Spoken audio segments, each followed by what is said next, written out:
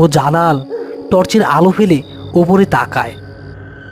গাছের সবচেয়ে মোটা ডালটা থেকে একটি তরুণীর দেহ ঝুলছে। পরনে শাড়িটা বাতাসে অল্প অল্প দুলছে। মুখটা একদিকে কাত হয়ে আছে, লম্বা চুলগুলো মুখের উপর এসে পড়েছে। ইয়াল্লাহ, কি ভয়ানক দৃশ্য! আমার দেখা কলিজা কাঁপতাছে উস্তাদ। চুপ থাক, বড় মানুষকে সম্মান দিতে শিখ। এখন কান্দনের সময় না, কামের সময়। যা গাছে উঠ, আমি নিজ থাইকা ধরতাছি। আমি আমি পারবো না উস্তাদ, আমার হাত পা কাঁপে। তাইলে তুই নিচে দাঁড়া, আমি উঠতাছি। টর্চটা ভালো কইরা লাশের উপর ধর, আর দড়িটা আমার কোমরে বাইন্ধা দে। রফিক গামছা দিয়ে মাথা বেঁধে অত্যন্ত দক্ষতার সাথে সেই বিশাল গাছে উঠতে শুরু করে। জালাল নিচে দাঁড়িয়ে ভয়ে ভয়ে টর্চের আলো ধরে থাকে। এই শেওড়া গাছটি গ্রামের বয়সের চেয়েও পুরনো। গ্রামের সবচেয়ে বয়স্ক লোকটিও তার দাদুর কাছে এই গাছের ভুতুরে গল্প শুনে বড় হয়েছে।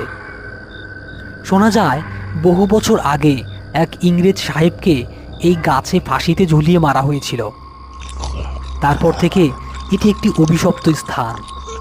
পারুল নামের এই মেয়েটি কেন আত্মহত্যার জন্য এই গাছটিকেই বেছে নিল, তা এক বিরাট রহস্য। জালাল, আমি এই দিক থেকে ফাঁসটা আলগা করতাছি। তুই দড়ি রন্ডমাথাটা দইরা আস্তে আস্তে লাশটা নিচে নামাবি। খবরদার যেন মাটিতে আসান না খায়। জি উস্তাদ। রফিক মেয়েটির গলার ফাঁসটা খুলতে যায়। ঠিক সেই মুহূর্তে জালালের হাতের টর্চের আলোটা একটু কেঁপে ওঠে।